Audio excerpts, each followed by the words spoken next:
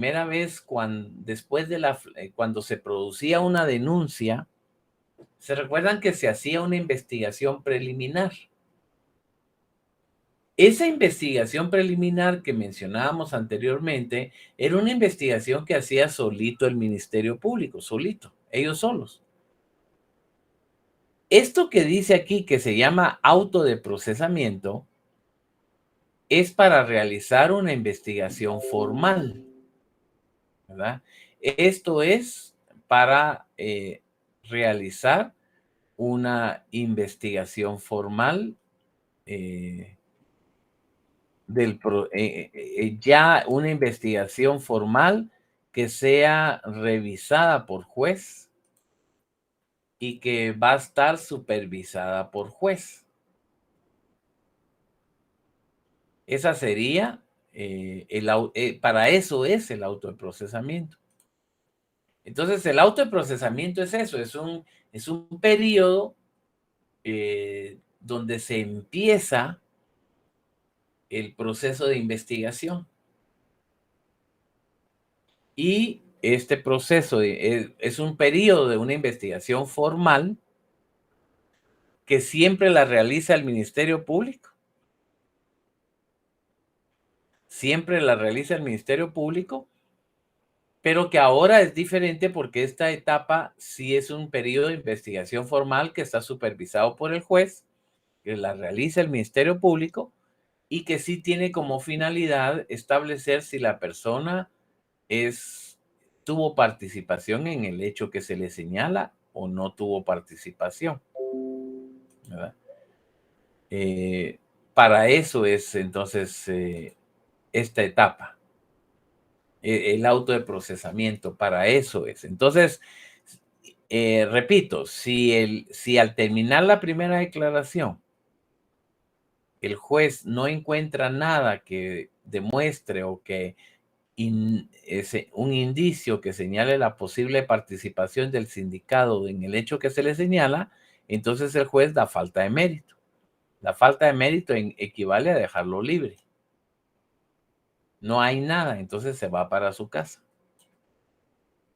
Ahora, si diferente, si el juez encuentra que sí hay indicios que establezcan la posible participación del sindicado en el hecho que se le señala, entonces el juez dicta un auto de procesamiento. Realmente, compañeros, el acta, digamos, el acto que verdaderamente le da inicio al proceso penal es este auto de procesamiento. Es realmente, ese es el verdadero acto y a partir del auto de procesamiento empieza el proceso formal. ¿Verdad? El proceso formal. Aquí, esto ya es el proceso formal, totalmente.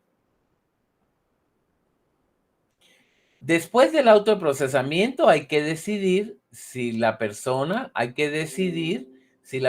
se queda, digamos, guardando prisión preventiva. La prisión preventiva es una medida cautelar, precautoria, que se dicta para garantizar la presencia del imputado del sindicado dentro del proceso. La prisión preventiva, ese es su único fin. Eso de dictarle prisión preventiva a una persona que se quede presa, digamos, mientras se hace el proceso, la finalidad de esta prisión preventiva es solo garantizar su presencia dentro del proceso, porque se teme que si no está guardando prisión preventiva, se va a escapar y ya no va a estar para el final cuando dictemos sentencia, ya no va a estar. Entonces, ¿de qué nos sirve seguir el proceso si él se fugó? O en su caso, ver si se le da una medida sustitutiva.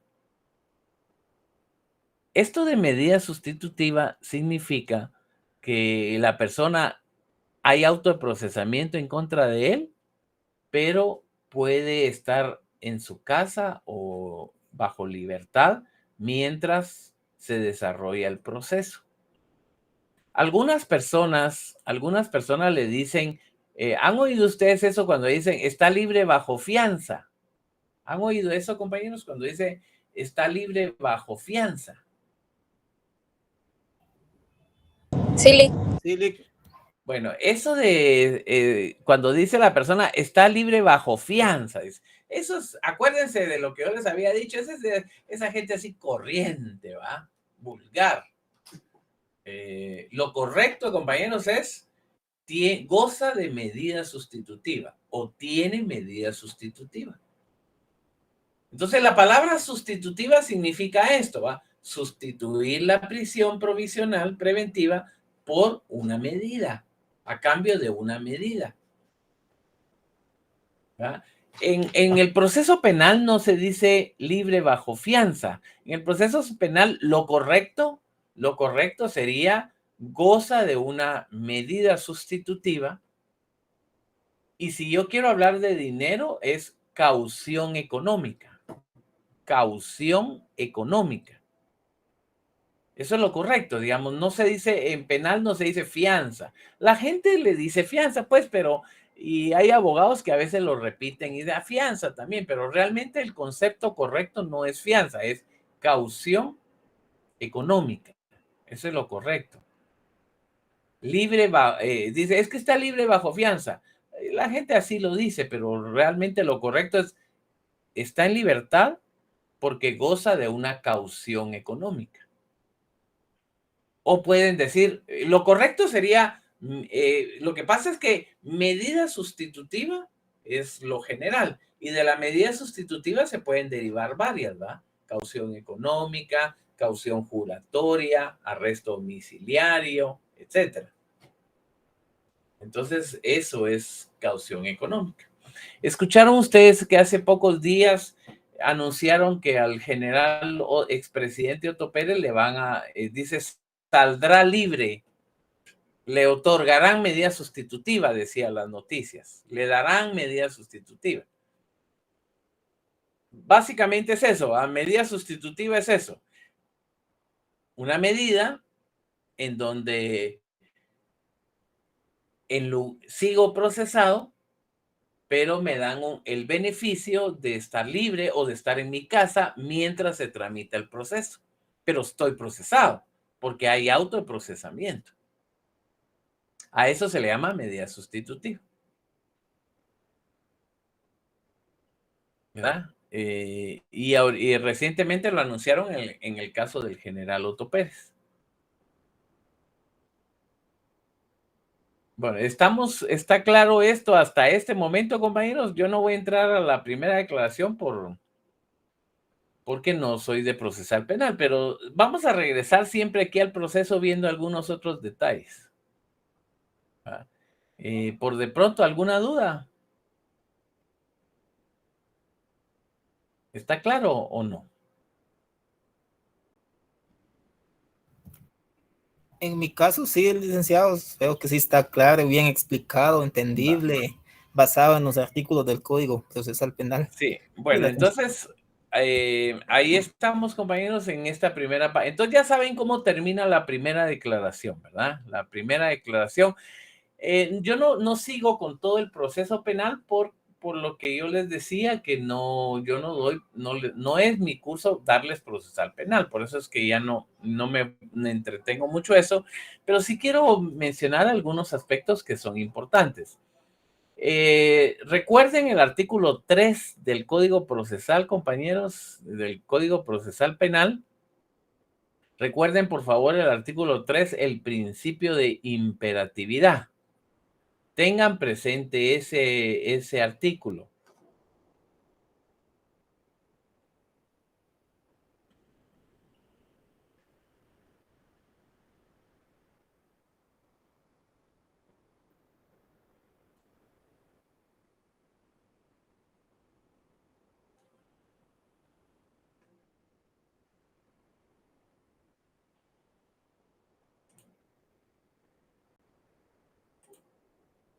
Bueno, como ya lo vimos, recuerden entonces eso. Básicamente, compañeros, ¿qué es importante? Tomen en cuenta. En esencia, la parte de derechos humanos básicamente tiene que ver con el debido proceso. Es decir, si cumplimos el Código Procesal Penal exactamente como está señalado y la Constitución exactamente como está señalado, entonces podemos decir que ahí hay un respeto de los derechos humanos, porque la Constitución hace eso, garantizar derechos humanos. Y el procesal penal también. Entonces, si nosotros tenemos un proceso donde se cumple lo que la ley dice, estamos garantizando derechos humanos. Pero si tenemos un proceso y no se cumple eso, entonces no son derechos humanos, ¿verdad? Entonces, si nosotros tenemos un proceso, pero en ese proceso no se cumple, no se cumplen las etapas del proceso penal, entonces nosotros no estamos garantizando derechos humanos. Entonces, la esencia principal que deben tomar en cuenta es que si cumplimos estrictamente la ley, entonces, si la cumplimos estrictamente, entonces quiere decir que estamos respetando derechos humanos. Ahora, si no cumplimos la ley y se altera la ley de cualquier forma, entonces no estamos respetando los derechos humanos, ¿verdad? No lo estamos. Entonces, eso es importante. En esencia, derechos humanos básicamente va a ser cumplir la Constitución tal como está señalada y las leyes tal como está señalada. Si nosotros cumplimos la Constitución tal como está señalado y el Código Procesal Penal como está señalado, entonces estamos cumpliendo la ley. Ya voy a mencionar, ahorita, bueno, nos vamos a quedar aquí por este momento y vamos a ir a la Constitución, compañeros, vamos al artículo 12 de la Constitución. Después, cuando terminemos de hablar del artículo 12, voy a mencionarles, vamos a ver, a comentar qué tiene que ver, por ejemplo, la sentencia que yo les mandé, la sentencia que les envié con este tema, que es precisamente por lo que preguntaba Belkis, ¿verdad? Aprovechando que Belkis lo mencionó, pues informarles de qué se trata ese documento que yo les mandé. Pero primero quiero que veamos la Constitución. ¿Se recuerdan que veníamos hablando en la Constitución? Ya hablamos de los artículos 6, 7, 8, 9, ¿verdad? 6, 7, 8, 9. No voy a mencionar el 10 ni el 11 y me voy a ir directamente al artículo 12. Vámonos al artículo 12 de la Constitución, compañeros. Directamente al 12.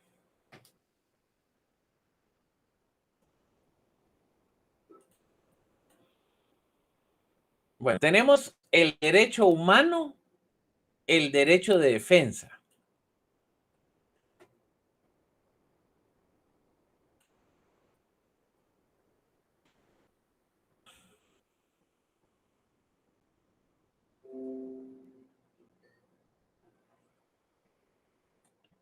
Vean el derecho de defensa.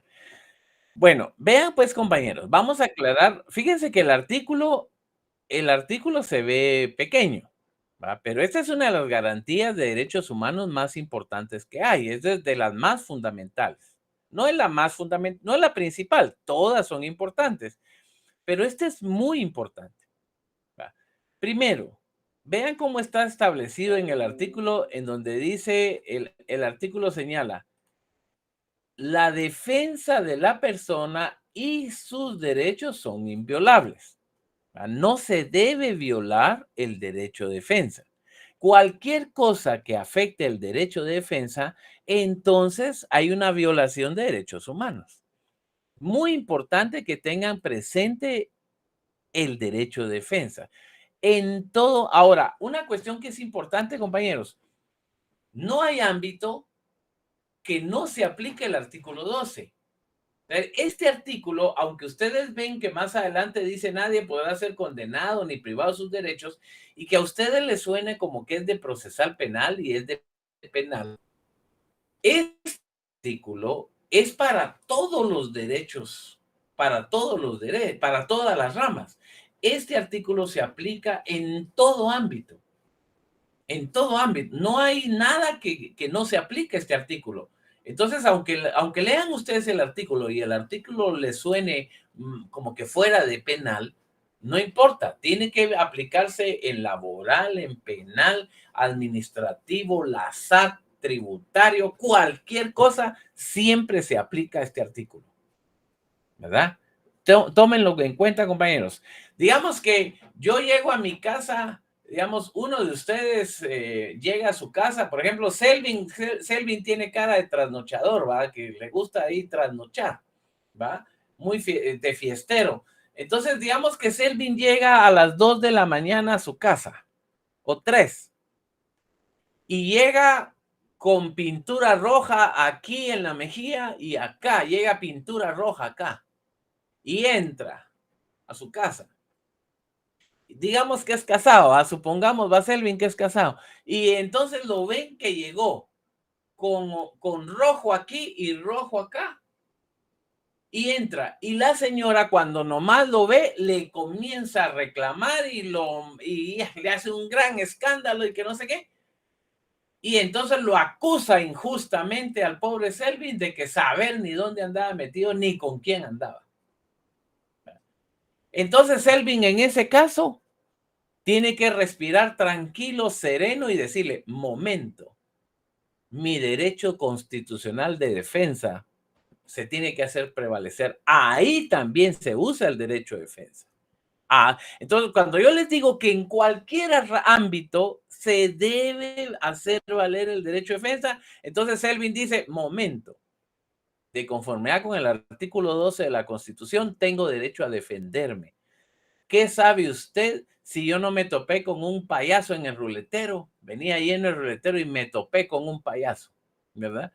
Y por eso traigo manchas, ¿verdad? O a nosotros nos ha pasado, a los hombres nos pasa seguido eso, va, Henry, nos pasa que uno a veces va en el bus, en la camioneta y entra alguna señorita con perfume y entonces pasa cerca de nosotros y a nosotros se nos impregna el perfume. Pero no es que estemos haciendo algo incorrecto, sino que es por haber pasado cerca de alguna persona. Entonces, les encargo, compañeros, no hay ámbito, sí dicen los compañeros, no hay ámbito que no esté sujeto al derecho de defensa. Entonces, les pongo estos ejemplos de la triste realidad de nosotros, pero esencialmente se los planteo porque es necesario el derecho de defensa. No hay ámbito, ¿va? Entonces, dejemos claro que en todo ámbito. Por eso insisto mucho en eso.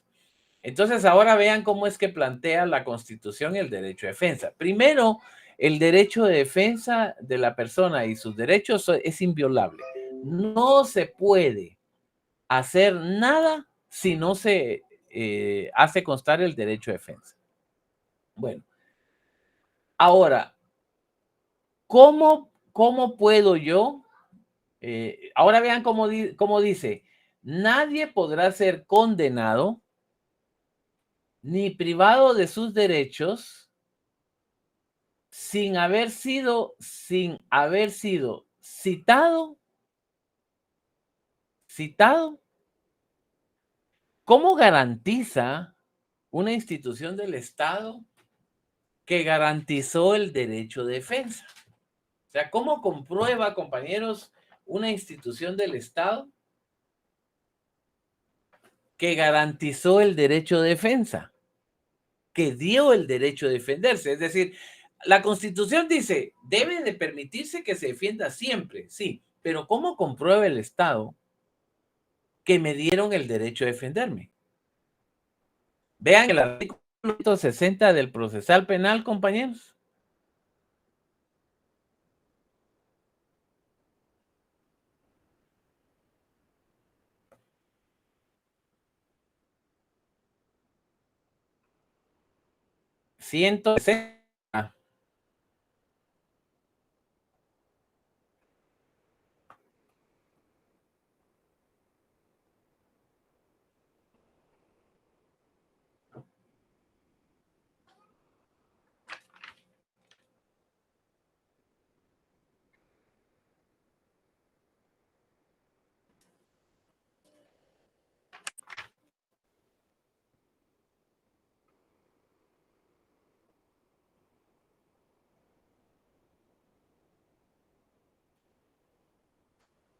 Aquí vemos, si ustedes ven en el 160, compañeros, arriba del 160 dice notificaciones, citaciones y audiencias.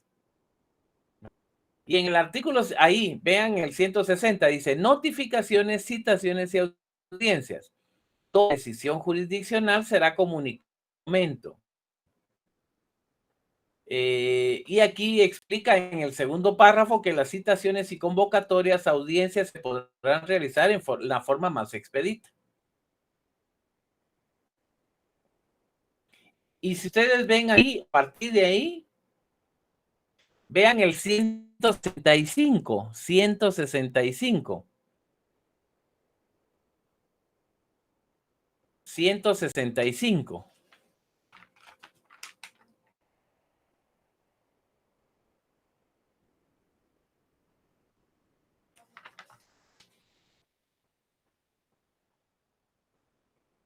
Y ahora vean el 173. Primer y segundo párrafo nada más. 173, primer y segundo párrafo.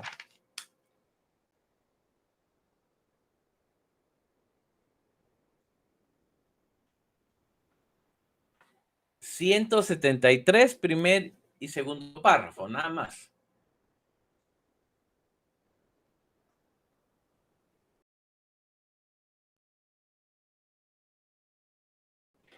Ahora dejen a ver el 173 y regresen a ver aquí la Constitución, compañeros, la que tengo en pantalla. Lo que tengo en pantalla, y ahora yo les planteo, ¿cómo comprueba un juez, el Ministerio Público o una institución del Estado o la SAT o cualquier trámite? ¿Cómo comprueban que respetaron el derecho de defensa?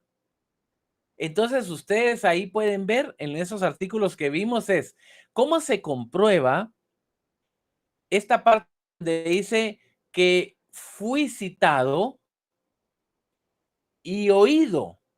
Oído significa el derecho de audiencia, compañeros.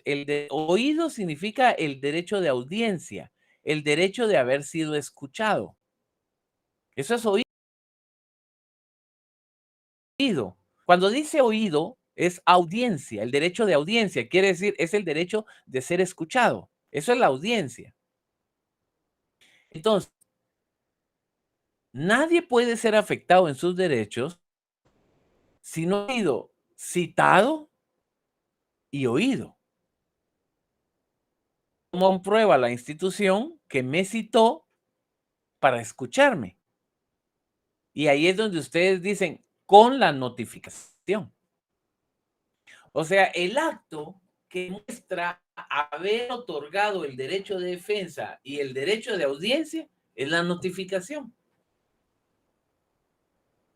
En la notificación, a mí me hacen saber lo que el juez decidió. Y ahí yo sé cómo actuar ante lo que él decidió. Puede ser que yo acepte lo que él decidió o puede ser que yo esté en contra de lo que él decidió. Y entonces yo me oponga.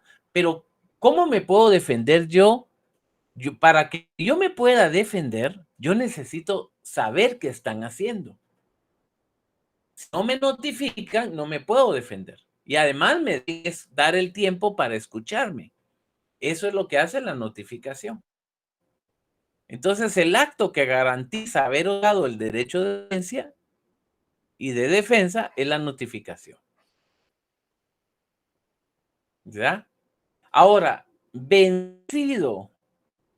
Vencido. Eso es que yo haya participado con mi abogado en todas las etapas del proceso penal. Que yo participé y ahí me vencieron, pero yo participé junto en todas las etapas del proceso penal.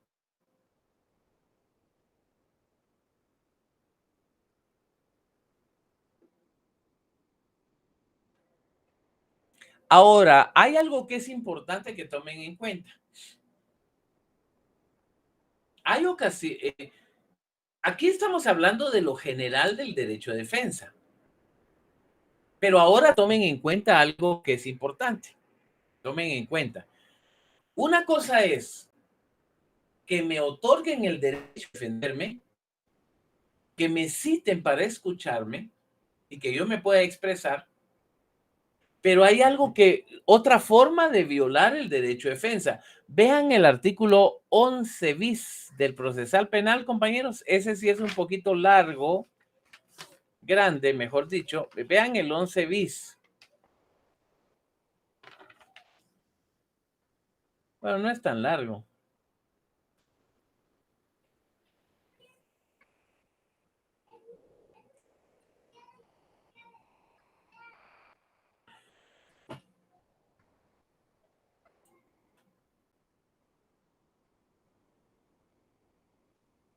Once bis. Flor, léanos el 11 bis, porfa. Artículo 11 bis. Fundamentación. Los autos y sentencias contendrán una clara y precisa fundamentación de la decisión. Su ausencia constituye un defecto absoluto de forma.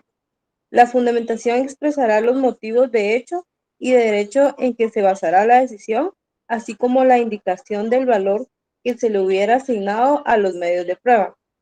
La simple relación de los documentos del proceso o la mención de los requerimientos de las partes no reemplazarán en ningún caso a la fundamentación. Toda resolución judicial carente de fundamentación viola el derecho constitucional de defensa y de la acción penal. Bueno, vean entonces, compañeros, ¿qué es importante que tomen en cuenta? Que lo que deben tomar en cuenta es que el derecho de defensa no solo es que me dejen estar en el proceso y que yo pueda tener abogado. No solo eso es el derecho de defensa. El derecho de defensa es que cuando un juez decida algo, me tiene que explicar las razones de por qué tomó esa decisión. Entonces vean que dice los autos, otra vez el que leyó Flor, los autos y las sentencias contendrán una clara y precisa fundamentación de la decisión. Cuando dice fundamentación de la decisión, no es los fundamentos, ¿va? Ustedes, alguien les ha de haber dicho por ahí que los fundamentos es poner un artículo importante, ¿va? No, los fundamentos aquí se refiere, la fundamentación se requiere a que el juez tiene que explicarles qué lo hizo tomar esa decisión. Entonces aquí tenemos una clara y precisa fundamentación de la decisión y dice, su ausencia, si él no me da una clara y precisa fundamentación de su decisión, entonces la ausencia de esta fundamentación constituye un defecto absoluto de forma. Es un defecto de la sentencia y de los autos si no explican en qué se basaron su decisión. Y después dice, la fundamentación expresará los motivos de hecho y de derecho en que se basó la decisión, así como la indicación del valor que se le hubiera asignado a los medios de prueba. La simple relación de los documentos del proceso o la mención de los requisitos no reemplaza en ningún caso a la fundamentación. Toda resolución judicial carente de fundamentación viola el derecho constitucional de defensa. Ahora, vean, compañeros. Entonces dejamos claro, una cosa es que me permitan tener abogado, otra cosa es que me notifiquen, otra cosa es que me den el derecho de audiencia, todo es de derecho de defensa. Ahora, cuando el juez tome una decisión, el juez me debe explicar a mí con detalle por qué tomó esa decisión, en base a qué, con detalles. Ahora, ¿por qué es importante, compañeros? ¿Por qué es importante que el juez me dé detallado por qué tomó esa decisión? ¿Por qué es importante? ¿Verdad? Básicamente, compañeros, básicamente, si a mí el juez no me dice en qué se basa para decidir algo, entonces me está impidiendo defenderme de esa decisión. Es decir, yo necesito saber qué fue lo que él tomó en cuenta para saber yo qué voy a atacar en un recurso o mediante un recurso o una impugnación en contra de esa decisión. Pero si él no me aclara a mí, el juez no me aclara por qué tomó esa decisión, yo no voy a poder atacar nada. No voy a poder atacar nada. ¿Verdad? Porque si a mí el juez no me explica en qué se basó, me impide a mí saber de qué me voy a defender. ¿A ustedes no les ha pasado, compañeros, que llegan a su casa y encuentran a su pareja o cuando ustedes se van a ver a su pareja, a su novio, novia, esposo, esposa, y cuando la van a ver de repente está así todo, o él está enojado, así todo trompudo, o ella? ¿Y ustedes no les ha pasado que están viendo a su pareja y está toda trompuda viendo para otro lado y ustedes están, ¿qué te pasó? ¿Qué tienes? ¿Por qué estás enojada? Por nada, ¿verdad? Pero contame pues que tenés nada. O sea, su mini tóxico o su mini tóxica creen que ustedes tienen la capacidad de adivinar para saber por qué le vendió a ella o a él. Y no le dicen a ustedes nada. Entonces, ¿cuál es el problema que las personas que hemos vivido eso, que nuestra pareja, alguien cercano a nosotros, está todo enojado y uno dice, ¿pero qué tenés? Nada. Algo así como que dice, deberías de adivinar qué tengo yo. Entonces, ¿cuál es el problema de que mi pareja no me diga qué es lo que le molestó? Que mientras no me diga, yo no sé qué debería de hacer. O sea, si ella no me dice por qué está enojada, yo no me voy a poder disculpar en todo caso. O no voy a poder hacer algo que repare el daño, porque yo no sé qué es lo que está pasando. Entonces, eso es el artículo 11 bis. Eso es. El juez me tiene que dar con detalle, porque entonces si me da con detalle, yo sé qué es lo que debo de defenderme de qué. Y además, me permite saber si el juez cumplió todos los requisitos de ley. Y yo ya sé qué impugnar. Eso es derecho de defensa. ¿Ah? ¿Estamos claros, compañeros? ¿Se entiende el artículo 11 bis? ¿Estamos claros que esto es esto? ¿Por qué hay derecho de defensa en el 11 bis?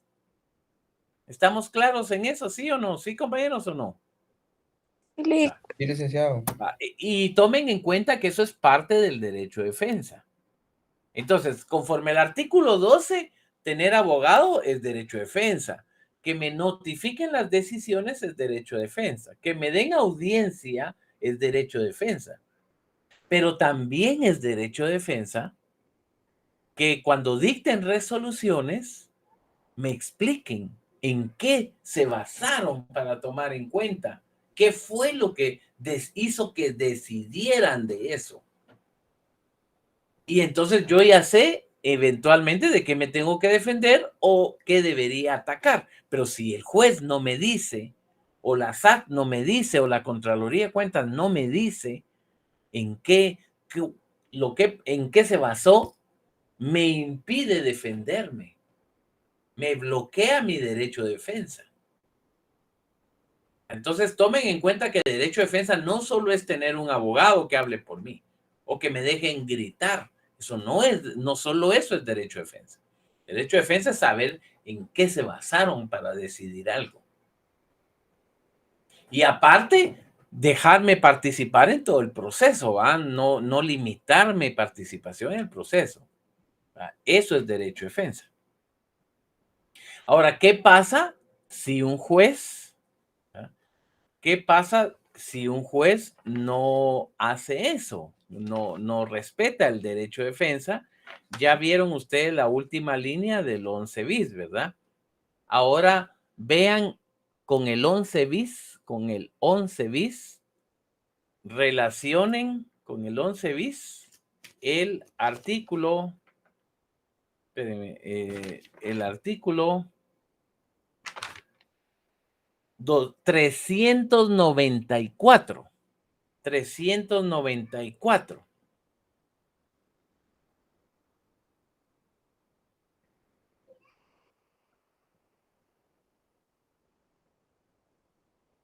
Numeral 3. 394, numeral 3.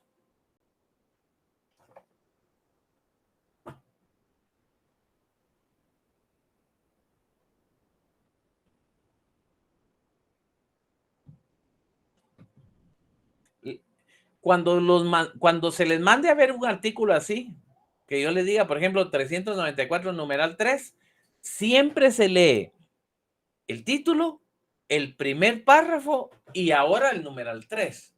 No se van a ir directo al numeral 3, ¿va? Siempre leen el título, el primer párrafo y de ahí ya se saltan al numeral 3.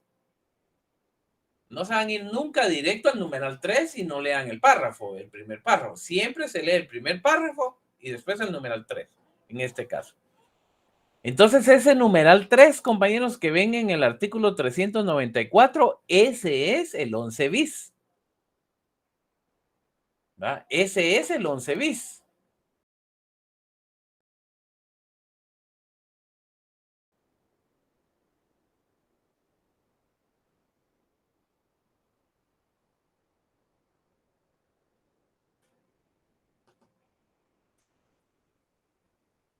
¿Y qué pasa entonces? ¿Qué pasa si una resolución judicial no cumple con, por ejemplo, una sentencia que se dicte conforme el 394, el numeral tercero es así bien cortito, bien resumido? Entonces hay un vicio en la sentencia.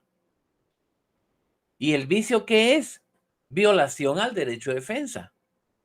¿Y por qué es violación al derecho de defensa el numeral 3 del 394? ¿Por qué el numeral 3 del 394 viola el derecho de defensa? ¿Va? Porque me impide a mí, me impide saber en qué se fundamentó el juez y me niega el derecho a defenderme porque yo no sé en qué se basó. Y entonces no me puedo defender de eso.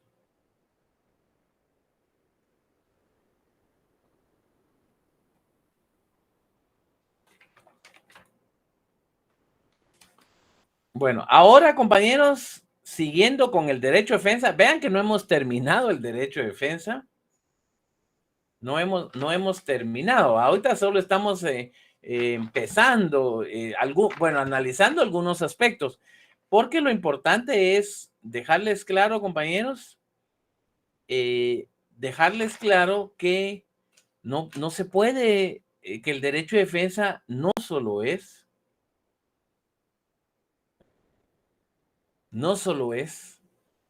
tener abogado, pues, y gritar y defenderme. No solo es eso, es todo lo que estamos viendo.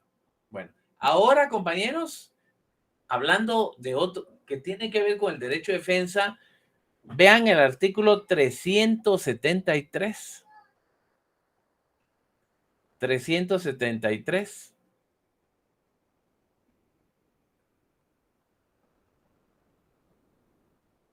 Los dos párrafos, pero el más importante es el segundo párrafo.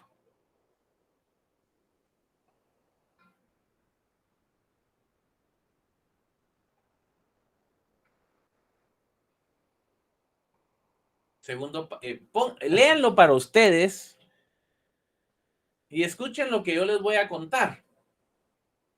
Léanlo para ustedes, primero y segundo párrafo, 373, primero y segundo.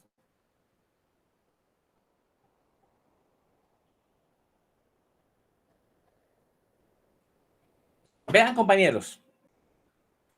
Ahora escuchen lo que yo les voy a contar. Esto es precisamente lo que Belkis preguntaba hace un rato, de qué se trata ese documento que yo les mandé. Miren, pues les voy a contar una historia.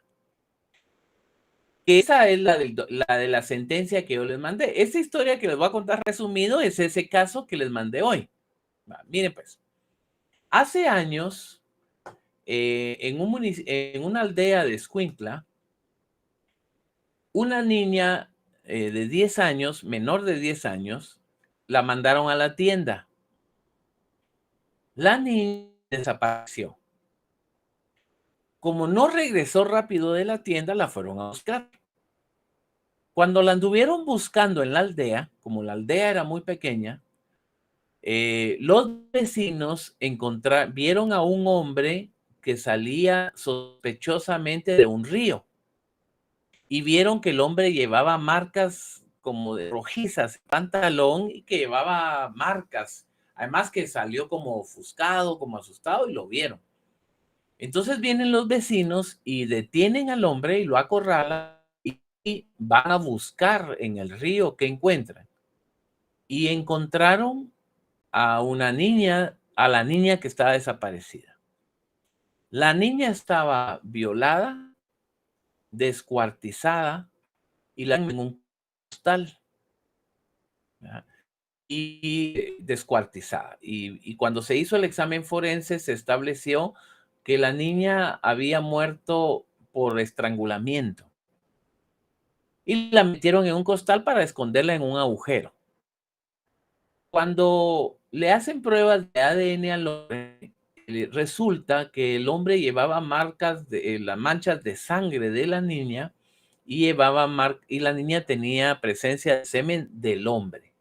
Y la sangre en la ropa de la niña del hombre era de la niña. Se desarrolla el proceso penal y cuando se desarrolla el proceso penal, se comprueba, permítanme, solo voy a buscar un asuntito aquí.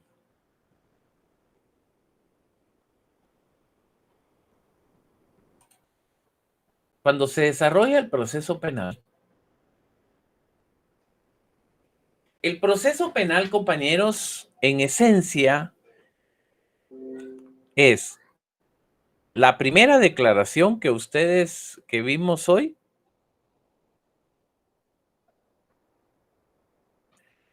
La primera declaración, una etapa que se llama etapa preparatoria.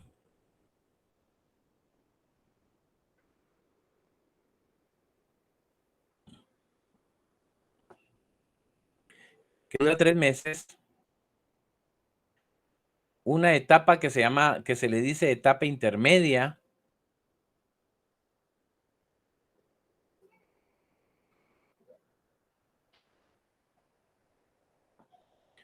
Y después viene el debate oral público.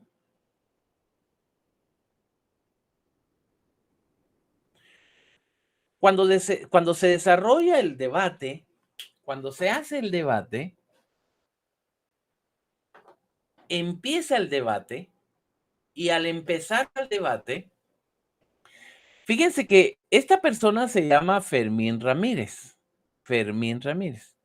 Cuando todo el proceso penal, entre la primera declaración, la etapa preparatoria, intermedia y el debate, esto llevó como 1 año y medio más o menos para llegar a este momento, para llegar acá.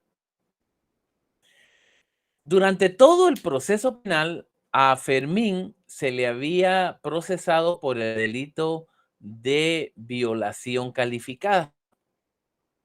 Perdón, de asesinato, voy a corregir. Se le había procesado por el delito de asesinato.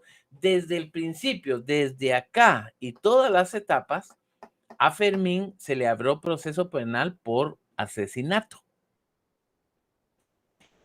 Cuando empieza el proceso penal, el día que empieza el proceso penal, estaba el tribunal, estaba el público y toda la gente, periodistas y todos estaban ahí. Cuando el fiscal levanta la mano y le dice al tribunal que solicita cambiar la calificación jurídica y que ya no quieren procesar a Fermín por asesinato, sino que quieren mejor procesarlo por un delito que se llamaba, ahorita ya no está, pero que se llamaba violación calificada.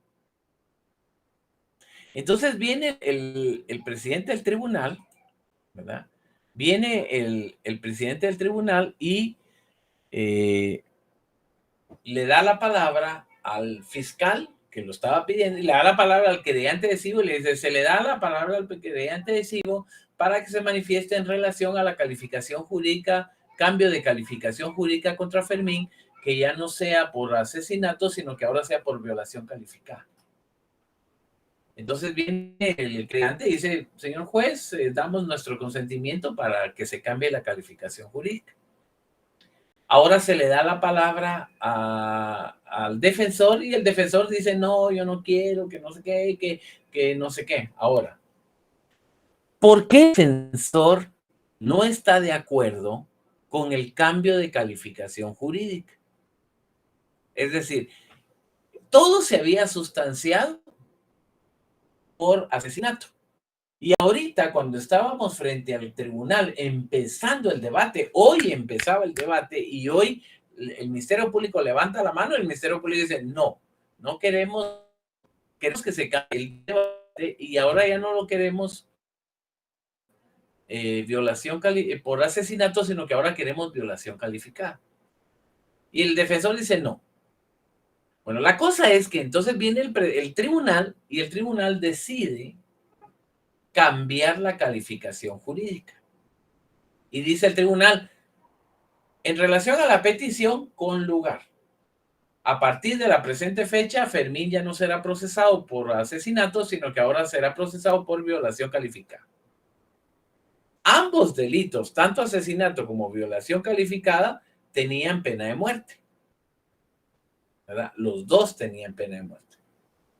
Ahora, pero ¿por qué el Ministerio Público quería cambiar violación calificada por asesinato?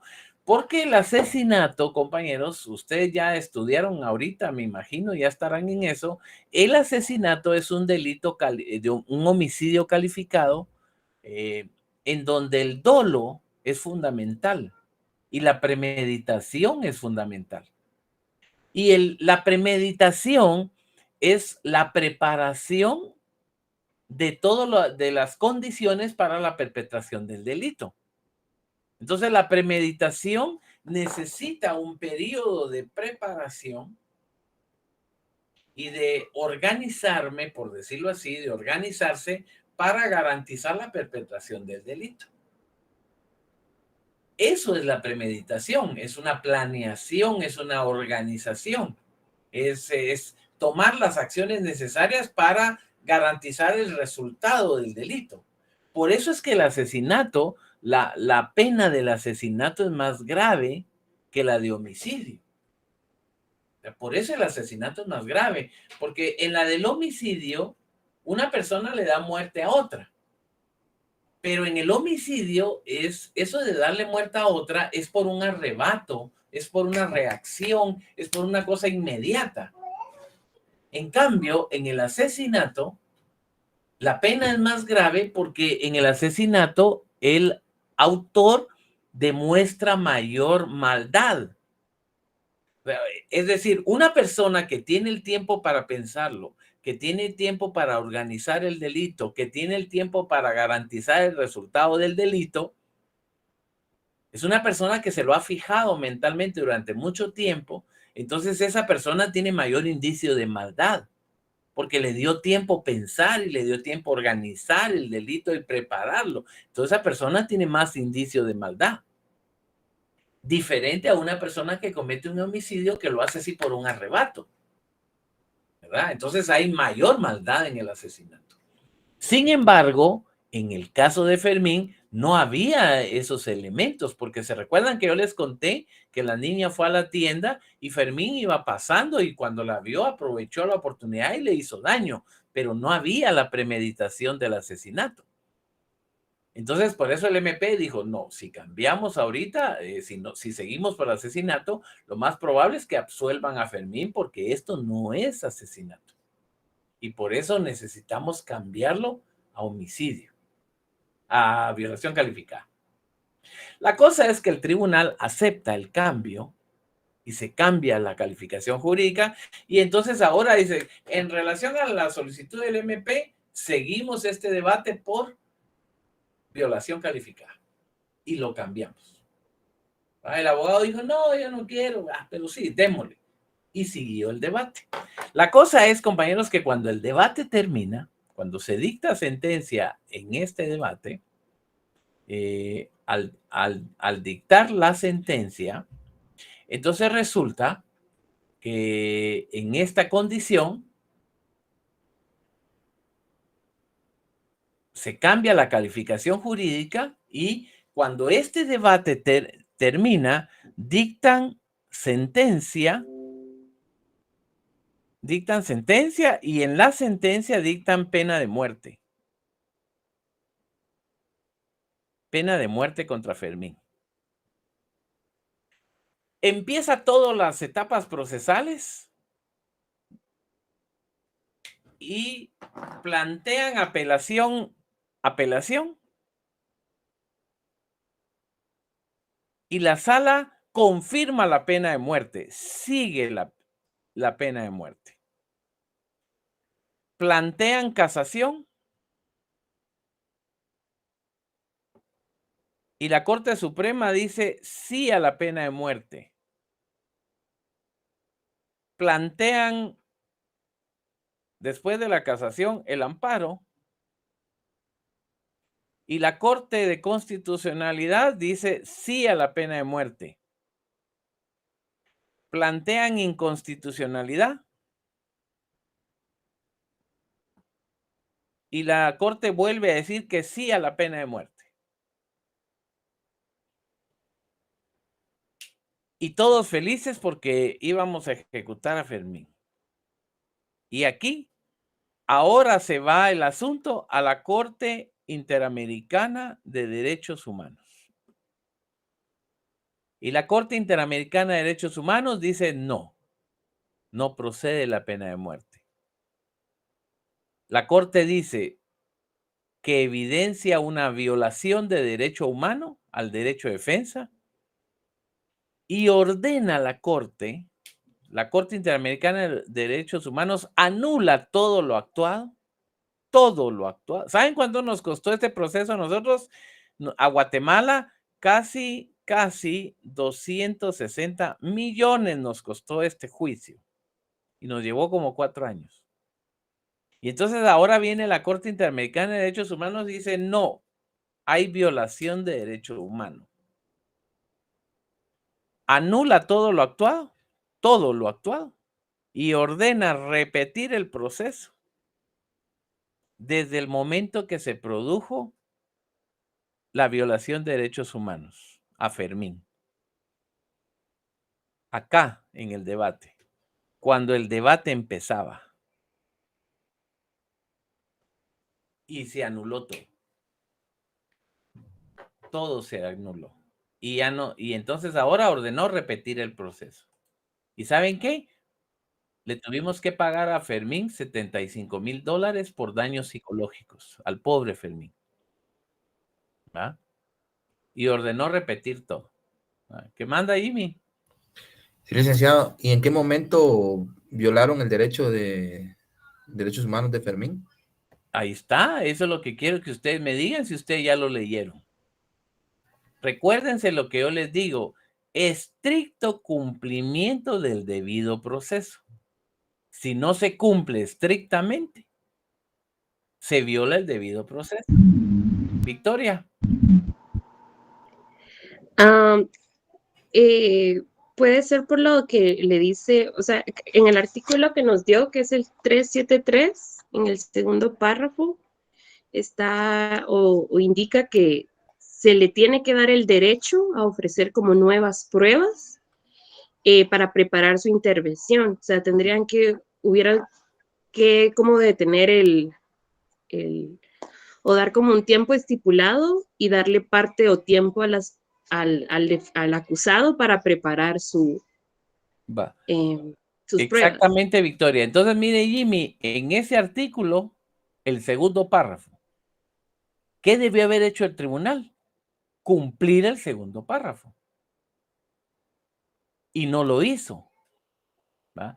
Vean, compañeros, nosotros parecemos telenovela coreana. No voy a poder seguir ahorita con la finalización de esta historia. Esta historia continuará en la próxima clase por cuestión de la hora. Hubiera querido terminarla hoy de una vez, pero me ganó el tiempo. Jimmy, el miércoles les desarrollamos esos detalles, pero la respuesta, Jimmy, es el 373 segundo párrafo. El defecto, ahí se produjo el defecto. Ahora, lo que tenemos que ver es por qué. ¿Por qué ese es un defecto?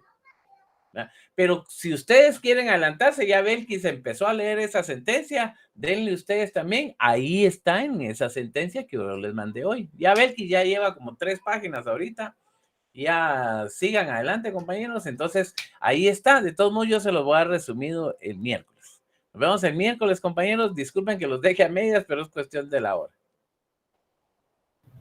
Noche, Lick, gracias. Gracias, Lick. Descansen, compañeros.